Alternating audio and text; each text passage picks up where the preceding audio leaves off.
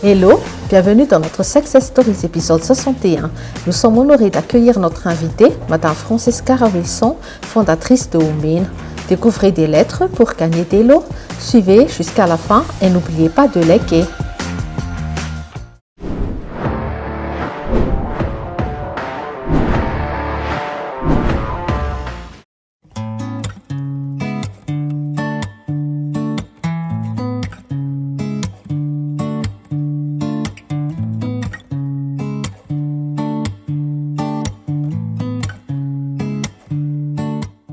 Je m'appelle Francesca Rawilson, je suis la fondatrice de l'organisation Women Movement. Je suis actuellement à Brown University et je me spécialise en entrepreneuriat et sociologie. Je suis aussi professeur adjoint en entrepreneuriat social et en leadership. Donc j'ai vécu toute ma vie à Madagascar, j'ai grandi avec mes grands-parents. Je suis allée au Collège de France, ensuite à Bird et après mon bac, à Bird, je suis restée à Madagascar, j'étais à UCM, je suis allée en SSAD, Sciences sociales appliquées au développement. Et ensuite, il y a eu une opportunité où ma tante qui est aux États-Unis, elle voulait avoir un exemple pour sa fille et puis elle m'a demandé si je voulais y aller. Bien sûr, j'ai dit oui parce que c'était toujours un rêve pour moi d'aller là-bas. Je ne savais vraiment pas à quoi m'attendre. Je suis partie, j'ai laissé tout derrière moi, mais je trouvais vraiment que c'était une opportunité pour non seulement commencer tout à zéro parce que je devais refaire mes études parce que ce que j'avais fait à Madagascar n'était pas reconnu à ce moment-là. Donc j'ai appris l'anglais, j'ai repris vraiment à zéro, j'ai appris la psychologie, c'était toujours quelque chose que je voulais apprendre parce que je voulais en savoir plus sur moi. À côté, j'avais 4 jobs et heureusement aussi que j'avais de la famille, ma tante. Elle m'aidait beaucoup pour rester là-bas, mais en gros, j'étais une tutrice en maths, j'étais une éducatrice des jeunes également à l'école, et puis à côté, je faisais du babysitting et j'avais les stages à côté. Donc, dans ma tête, c'était juste, je vais ici, je rends ma famille fière, et puis je fais en sorte d'avoir le diplôme et puis d'ouvrir le chemin pour mes frères en ce temps-là. Et ensuite, j'avais fini mes 2 années dans le Community College et là-bas, donc, quand on a fini 2 ans, on a l'opportunité d'aller dans une plus grande université, mais j'avais plus d'argent. Mais je parlais avec mes professeurs et puis ils me disaient « tu as des notes vraiment exceptionnelles, tu es très active en dehors de l'université, donc essaie de trouver des bourses ». J'ai commencé à rechercher autour de moi et j'ai trouvé cette bourse qui s'appelait Jack and Cook Transfer Scholarship. Et en gros, la bourse pourrait couvrir le reste de mes études, même jusqu'à si je décidais à faire un PhD. Et je me rappelle quand je regardais l'application, je pense qu'il y avait 10 pages de questions et puis de différentes questions qui faisaient qu'il fallait que je fasse une rétrospection sur moi-même. Il restait environ 1 mois, je pense, mais en ce temps-là, j'avais pas le temps de remplir tout ça, donc je me suis dit je vais faire ça l'année prochaine quand j'aurai fini à Nova. C'est Northern Virginia Community College. Et donc, à la fin de ma dernière année à Nova, c'est là que j'ai commencé à appliquer. Après quelques mois, je reçois un appel de mon école en fait, qui m'invite à faire un petit discours par rapport à mon expérience depuis que j'ai rejoint l'école. J'arrive, je suis prête à faire le discours et j'entre dans la salle et puis là, il y a toutes les personnes de la direction de l'établissement. Ils sont là en table ronde et ils ont un gâteau à côté là-bas. Et dans ma tête, je ne voulais pas encore réaliser que voilà, la bourse, elle était là, mais en gros, c'était la première fois que l'école avait ce genre de bourse pour quelqu'un, surtout international, et qui rendait leur école plus prestigieuse en gros. Et là, franchement, je me rappelle, je pleurais de joie, j'arrivais pas à y croire parce que je savais que ma vie allait changer dans le sens où je n'aurais plus à vraiment penser à comment est-ce que je vais manger demain ou même où est-ce que je vais vivre demain parce que franchement, c'était pas facile au tout début vraiment d'être dans un autre pays où tu dois vraiment te prouver aux autres que tu as ta place dans un pays qui parfois, j'avais l'impression, ne voulait pas de moi. Et après ça, ils m'ont demandé d'appliquer à une plus grande université parce que la bourse, elle était faite pour des élèves qui allaient dans des écoles élites, en gros. Et vu que j'étais en Virginie, je voulais rester près de ma famille. Mais l'école qui était là-bas, même avec la bourse, il fallait que je paie encore plus parce que j'étais internationale. Et donc parmi les personnes qui avaient eu la bourse aussi avant moi, il y avait des personnes qui étaient à Brown aussi, et donc ils m'ont écrit et puis ils m'ont dit il y a un programme qui est vraiment fait pour toi ici, c'est pour non seulement des internationaux, mais ils appellent ça non-traditional students, c'est-à-dire des élèves qui ont été à l'école, qui ont arrêté et qui reviennent. Et c'était mon cas parce que en ce temps-là, donc j'avais déjà fini ma licence à Madagascar, je suis revenue, je suis allée aux États-Unis et puis j'ai tout recommencé à zéro. Donc, entre-temps aussi, je travaillais en gros, donc j'avais pas fini. Et j'ai décidé d'appliquer et ils sont revenus vers moi avec une bourse complète cette fois-ci, avec la bourse que j'avais déjà. Et donc, dans ma tête, c'était en Providence. Je suis jamais vraiment allée en dehors de Providence en ce temps-là. Mais voilà, dans ma tête, je me suis dit, ma vie, elle va changer, on va vraiment prendre cette opportunité. Et puis voilà, je suis partie à Brown et vraiment ma vie elle a changé.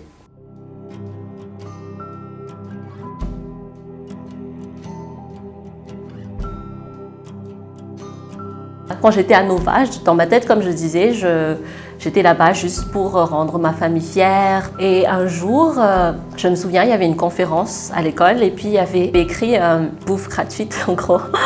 Et puis j'avais faim, je suis entrée dans la salle, c'était une conférence pour les femmes. Et je me rappelle, j'étais en train de manger mon sandwich et puis il y avait une fille, elle avait 19 ans et elle partageait un projet qu'elle avait avec Barack Obama. Et moi je me suis dit, mais elle a 19 ans, elle fait ça et moi je fais quoi de ma vie? Franchement, je me suis posé la question. Et c'est à partir de ça que je me suis rendu compte que si des filles et des femmes comme ça pouvaient faire des choses, peut-être que moi aussi je pouvais faire des choses. Mais j'étais pas encore sûre quoi. Sur quoi j'allais me baser en gros. Et j'ai continué à rester avec ce groupe de femmes. Elles m'ont introduit à plusieurs autres conférences. Et l'une d'entre elles, c'était avec la Clinton Foundation. Et en gros, ils cherchaient des entrepreneurs sociaux. Et dans ma tête, je ne savais pas ce que c'était, mais je regardais la liste. En gros, ils disaient les personnes qui pourraient entrer à cette conférence pourront aller à Boston, l'hôtel et tout ça sera compris. Et moi, je me suis dit, je ne suis jamais allée à Boston, on va voir si c'est une opportunité en gros.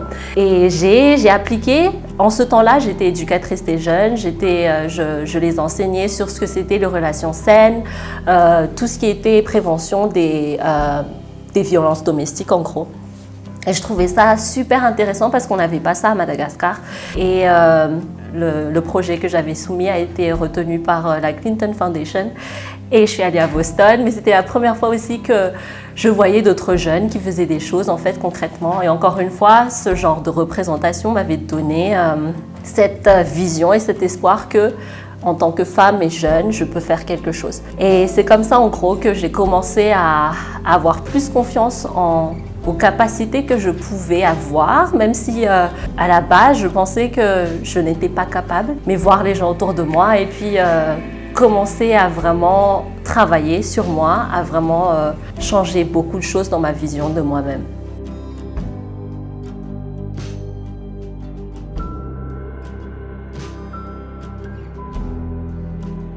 En fait, c'est à travers une de mes formations quand j'étais éducatrice pour la prévention de la violence domestique que j'ai appris à reconnaître les différentes formes d'abus, de violence, donc tout ce qui est violence d'ordre verbaux, émotionnel et psychologique. Et en ce temps-là, c'était des choses que j'avais vécues, mais j'ai jamais pu mettre un mot là-dessus. Mais c'est à travers la formation que j'avais vu que c'était tout d'abord quelque chose que j'ai vécu dans mon enfance, à la maison, mais aussi dans la communauté en général. Et à travers les recherches que j'ai faites, et surtout d'après les recherches d'UNICEF, c'est là que j'ai vu que 80% des enfants à Madagascar grandissaient dans ce même genre de foyer, tout d'abord, et ensuite comment est-ce que ce genre de violence est perpétué dans les autres relations amicaux, à l'école, dans les relations romantiques. Donc en gros, comment est-ce que ça devient une norme en gros. Ce genre de violence, ça a été perpétué à cause des systèmes d'oppression qui ont existé auparavant. Pour le cas de Madagascar, un exemple, c'est le colonialisme. Ça se transmet de génération en génération, carrément dans l'ADN. Donc c'est quelque chose qu'il faut vraiment briser parce que c'est quelque chose qui a été héréditaire en gros, mais on ne sait pas que c'est quelque chose qui ne se fait pas et qui a des impacts sur notre vision de nous-mêmes et comment est-ce qu'on traite les autres également. Et je pense que c'est une grande partie qui a fait que j'ai initié Women.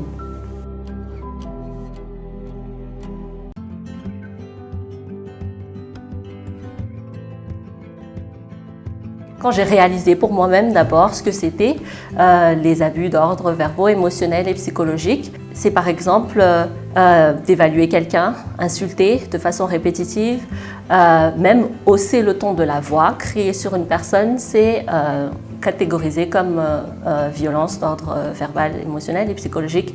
Et si vous allez par exemple dans la rue, ici, vous pouvez voir les parents crier sur leurs enfants, des couples vraiment se crier dessus. Et ça, pour nous, c'est normal, mais en fait, c'est pas censé être normal. Au début, et je me rappelle toujours les gens me dire, mais c'est juste des mots. Tu peux pas voir, en fait, cette façon de traiter quelqu'un a un impact sur comment cette personne se voit. Et à Women, ce qu'on fait, c'est tout d'abord sensibiliser sur ce genre d'abus, c'est-à-dire mettre un nom sur ce problème. Parce que si on ne reconnaît pas que c'est un problème, on va pas pouvoir parler des solutions.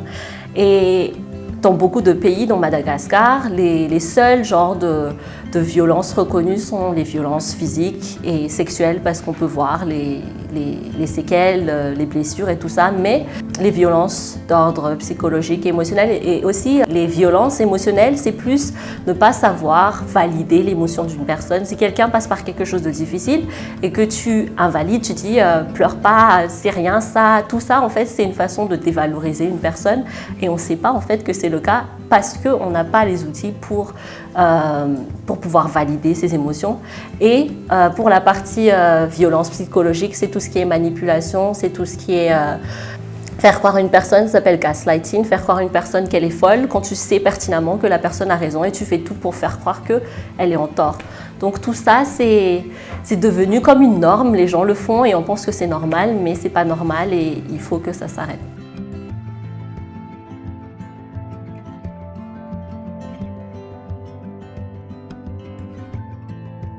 Oui, alors ça fait 2 ans et demi que Women existe. On a formé plus de 150 éducateurs et c'est tous ces éducateurs depuis 6 mois déjà. On a un pre- and post-survey, donc on mesure d'abord comment ils entrent en tant qu'éducateurs, en tant que volontaires. Ils passent par notre programme pendant 7 mois et après ça, on mesure après comment est-ce que cette sensibilisation les a aidés d'abord à avoir une meilleure conscience d'eux-mêmes, c'est-à-dire leur trauma, par quoi ils sont passés, une meilleure conscience d'eux-mêmes dans le sens où ils se connaissent mieux, ils savent reconnaître leurs émotions, parler de leurs émotions, s'autoréguler et enfin changer de comportement dans le sens où si quelqu'un vient vers eux, ils sont plus conscients que si une personne va l'attaquer verbalement, elle sait que elle n'est pas là, généralement qu'elle n'est pas le problème, cette personne n'est pas le problème, mais c'est que cette personne qui est en train de t'attaquer, elle passe par quelque chose et au lieu de gérer ça avec elle-même, elle va déverser ça sur toi. Juste un exemple, on a l'une de nos éducateurs qui a partagé il n'y a pas longtemps qu'ils étaient à un dîner, ils étaient en train de manger et puis il y a le papa qui fait souvent des blagues vraiment très sarcastiques et une fois il a vraiment en gros rabaissé le plus jeune de la famille et là elle a directement dit « Papa, tu ne trouves pas que ce que tu viens de dire c'est méchant ?» Elle n'a pas attaqué, hein, elle a utilisé des mots qui étaient plus pour forcer le père à être plus empathique envers l'enfant et la situation. Et là, il a commencé à y penser, il a dit « c'est vrai, c'était pas vraiment gentil » et puis il s'est excusé. Et ça montre que à leur niveau, ils arrivent déjà à briser le cycle et continuer à promouvoir les relations saines et tout ce qui est intelligence émotionnelle. Voilà.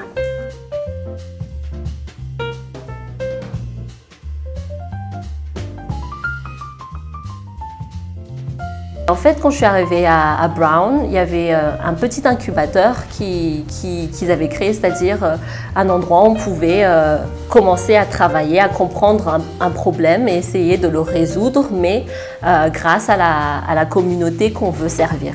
Donc c'est à travers ce petit incubateur que j'ai commencé à être très vocale par rapport au problème. Donc j'ai commencé à envoyer des vidéos sur les réseaux sociaux, je demandais à la communauté qui me suivait sur les réseaux est-ce que vous avez déjà entendu parler de ce genre d'abus, qu'est-ce que vous en pensez, et puis je demandais aux personnes s'ils avaient le temps de faire un petit appel avec moi pour que je comprenne mieux le problème en gros. Donc je faisais, ils appellent ça bottom-up research, parler aux personnes qui étaient concernées et essayer de trouver la solution avec eux en comprenant mieux le problème. Donc je faisais ça des États-Unis. Et ensuite, à la fin de l'incubateur, on avait une présentation et la présentation, je l'ai utilisée pour voir si il y avait des gens qui pouvaient comprendre le problème et se voir dans le problème également. En gros, je partageais la vision d'Oumen, je partageais également mon histoire un peu. Et j'ai mis la vidéo sur les réseaux et le jour d'après, la vidéo, elle a été partagée massivement, pas juste à Madagascar, mais aussi dans d'autres pays. Et de façon très organique, on a pu je dirais, lever ce petit mouvement avec les différentes personnes qui font partie non seulement de la communauté, mais de l'équipe. Et c'est comme ça que Oumen a vraiment pris forme et c'est comme ça qu'on a les différentes personnes qui font partie du mouvement maintenant.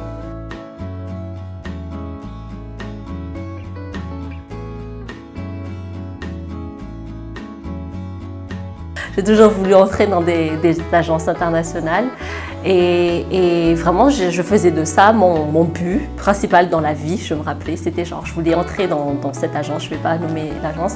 Je parlais aux personnes qui travaillaient là et puis ils me disaient « Ah, il faut que tu fasses une formation là-bas ». En ce temps-là, c'était je voulais entrer dans la section Gender-Based Violence, c'est quoi déjà les violences basées sur le genre.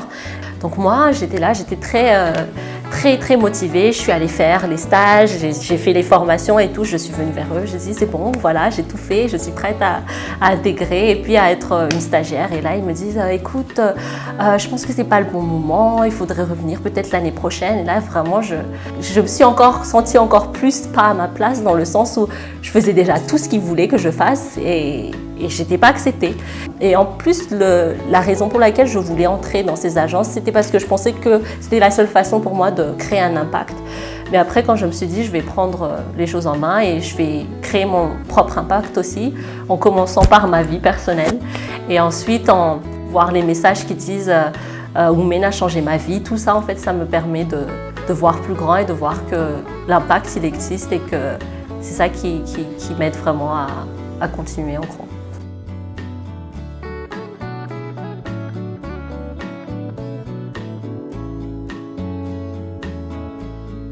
Alors déjà, pour mon parcours en général, je dirais, chacun a son propre parcours tout d'abord. Tu as ton propre chemin et puis accepte ce qui t'arrive parce que sur le coup, tu ne peux pas comprendre. Mais après, quand tu vois les choses en plus grand, tu vois en fait qu'il y a une suite de choses logiques et c'est après que tu comprends parce que, encore une fois, tout ce que je fais à Oumen, c'est une combinaison de ce que j'ai fait en SSAD, en développement social, en psychologie quand j'étais à Nova et maintenant en entrepreneuriat social. Donc pour moi, maintenant, je vois les choses, j'arrive à comprendre pourquoi je suis passée par tout ça, mais quand je le vivais, je n'acceptais pas encore. Et puis, juste pour dire qu'il y a des gens qui sont en train de peut-être stresser sur le fait qu'ils sont pas dans la filière qu'ils veulent, par exemple.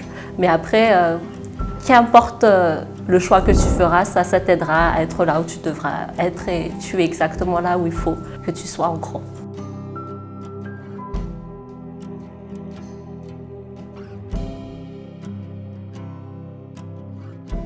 Dans l'application, on nous demande juste à la personne de raconter son histoire parce que, en gros, pour nous, ça va pas être ton histoire personnelle, mais on veut juste savoir que tu comprends la cause et on veut sentir dans ce que tu nous envoies que tu veux faire partie, tu veux faire la différence, en gros, en rejoignant ce mouvement.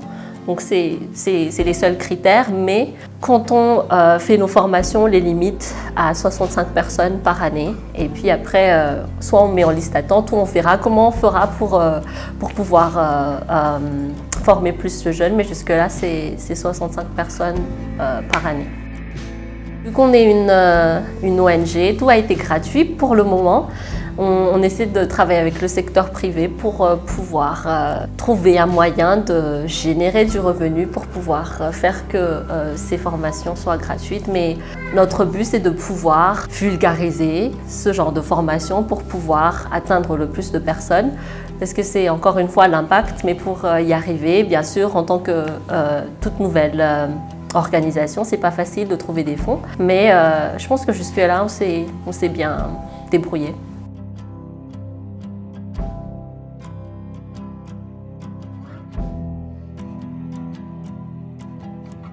Au tout début, d'abord, quand j'ai commencé à parler de Women, on faisait partie de différents, ils appellent ça pitch competition, où tu partages ton projet et tu pitches ton projet devant des gens et puis s'ils aiment ton projet, ben, tu gagnes ou ils te donnent de l'argent en gros. Et c'est comme ça qu'on a commencé à piloter notre projet à Madagascar en 2019. Mais en 2021, donc l'année dernière, on a commencé à faire une levée de fonds où c'était plus, les amis, les mentors, les personnes qui ont été là depuis le début pour nous aider à lever les premiers. On a fait une levée de fonds de 15 000 $ et on a atteint notre but l'année dernière. Et c'est comme ça qu'on a réussi à former les différentes personnes. Mais on commence à chercher des partenaires qui pourraient nous aider à multiplier ça parce que, en gros, on est tous des volontaires jusqu'à maintenant, moi y compris. Mais je pense qu'il y aura un moment, doubler, tripler, quadrupler notre impact. Il faudra avoir vraiment des personnes assignées, donc continuer les levées de fonds. Et en tant qu'organisation à but non lucratif, c'est pas évident du tout.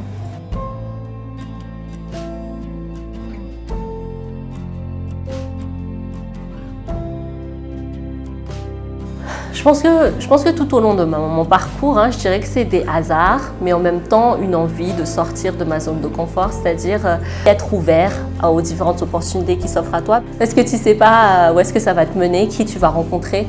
Et toutes les opportunités que j'ai eues, comme le TED Talk, c'était la même chose. C'était parce que je parlais à des gens et puis ils ont entendu mon histoire. Ils ont dit tu devrais faire un TED Talk.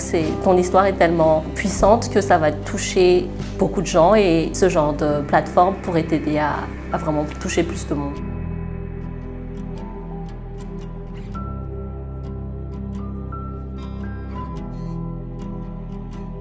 Parce que c'était Covid, donc oui. À la base, tout ce qu'on avait fait avec Women, c'était, vu que j'étais aux États-Unis et que notre travail était à Madagascar, donc il y avait un auteur d'un livre d'enfants en gros et elle était en Australie et je voyais ses livres qui étaient vraiment, elle est très demandée en gros, mais j'ai trouvé ces informations sur Facebook et sur LinkedIn et donc je lui ai écrit un message sur LinkedIn et aussi sur Facebook, mais elle m'a répondu sur Facebook. Je lui ai dit je suis en train de travailler sur ce projet, j'aimerais vraiment utiliser votre contenu et si vous avez l'opportunité, le temps, on pourrait en parler. Elle m'a directement répondu parce que ça s'alignait directement avec ce qu'elle faisait. Elle a même offert le livre gratuitement pour qu'on puisse l'utiliser dans les écoles. Donc je dirais oui, les réseaux sociaux, mais cette initiative de toi-même d'aller chercher avec qui je vais parler, ils appellent ça cold email ou vraiment envoyer un message aux personnes avec qui tu veux travailler. Parfois ça marche pas, mais généralement mon expérience c'est que quand c'est aligné avec ce que tu veux faire, généralement ils te répondent.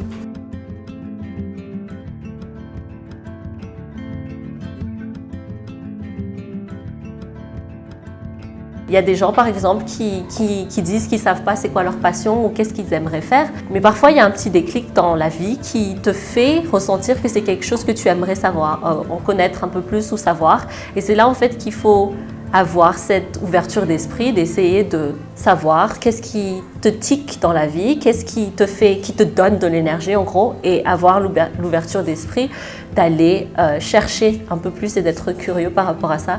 Et puis essayer, si ça marche, ben vas-y, si ça marche pas, essayer de trouver autre chose, parce que je pense que c'est ça qui bloque un peu, c'est on trouve quelque chose, mais directement on n'ose pas aller chercher plus.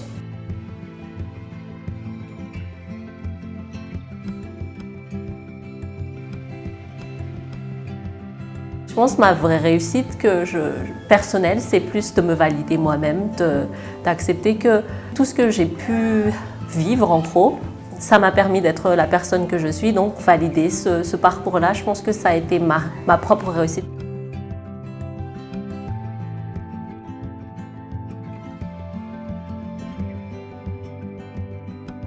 Oui, j'ai eu l'habitude de penser que faire un impact, c'est changer la vie de milliers de personnes. Mais en fait, faire l'impact, c'est pouvoir aider une personne.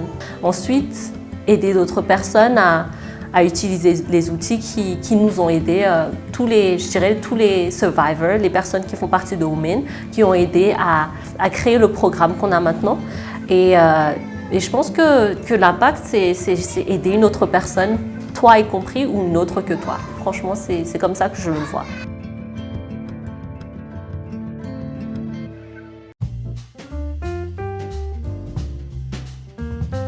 Concrètement, au MEN, ce qu'on apprend et le programme, la formation qu'on donne, en fait, c'est vraiment basé sur cette compréhension de soi. Quelqu'un qui ne te connaît pas ne peut pas dire quelque chose qui n'est pas toi. Dans le sens où si elle dit quelque chose de mal sur toi et que tu sais que ce n'est pas le cas parce que tu te connais tellement, ça ne va pas t'atteindre autant que si tu ne te connaissais pas, en gros. Par contre, le problème avec les personnes qui sont passées par ce genre d'abus, c'est que leur estime d'eux-mêmes sont tellement bas qu'ils n'arrivent pas à faire ce travail de soi d'une façon, je dirais, effective. Tu l'assimiles tellement qu'elle devient la voix que tu as à l'intérieur de toi-même. C'est-à-dire que si tu fais quelque chose et que tu échoues, tu vas te dire, tu seras la première personne à te dire à toi-même, je suis nulle. Mais en fait, ces pensées négatives-là, c'est des pensées, c'est pas tes pensées, c'est des pensées négatives qui ont été créées à partir de ce que tu entends toujours autour de toi en gros. Et pour briser ça, c'est là que la thérapie comportementale cognitive, elle entre en jeu, où c'est reformuler ces pensées négatives-là. Donc il y a beaucoup de différentes techniques qu'on partage à nos jeunes durant les formations pour qu'ils commencent à tout d'abord guérir, parce que c'est des traumas, c'est des formes de traumas qu'on essaie de désapprendre pour apprendre quelque chose de nouveau. Et puis avoir le support de la communauté pour que la communauté elle-même, connaissant la personne du groupe, sait que non, t'es pas nul. Je sais que la dernière fois, tu m'as dit que tu as eu, je sais pas, 20 sur 20 ou 19 sur 20 et ça, c'est juste un petit setback, par exemple. C'est beaucoup de travail, vraiment. Et c'est pas genre du jour au lendemain, c'est vraiment un travail continuel que tu fais vraiment tous les jours.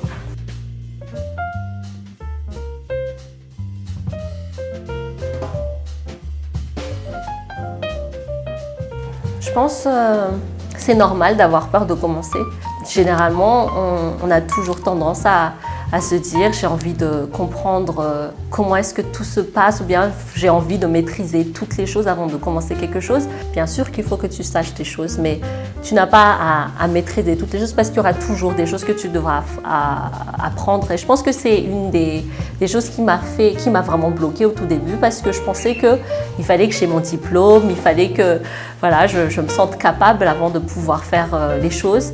Mais en fait, en cours de route, soit tu vas rencontrer des personnes qui s'alignent à ta vision, tu peux avoir des mentors, tu peux avoir des personnes qui ont fait la même chose que toi et tu leur demandes comment ils ont fait pour que tu apprennes de leur expérience. Donc cette peur d'échouer, je dirais, parce que je pense qu'on ne commence pas parce qu'on a peur d'échouer, ou bien au contraire de réussir. Et ces deux peurs-là, mais puis je pense que c'est vraiment se lancer et puis voir commencer et être ouvert d'esprit.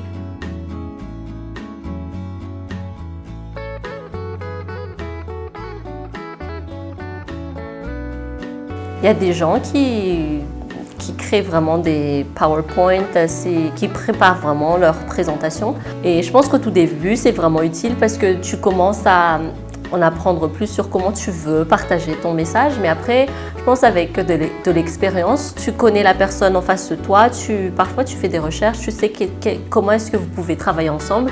Et encore une fois, je pense que l'idée de collaboration, l'idée de ne pas penser à cette chose comme juste pour toi, mais plus comment est-ce que tu peux avoir un win-win dans la situation qui fait que l'autre personne est plus réceptive aussi.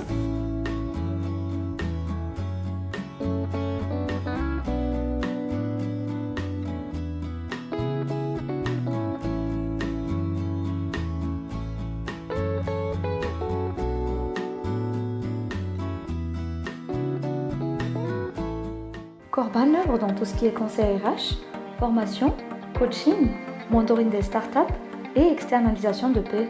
Nous pouvons aussi vous aider dans l'élaboration de business models et de business plans. Si vous avez des projets de vidéo marketing, nous pouvons également vous offrir nos services.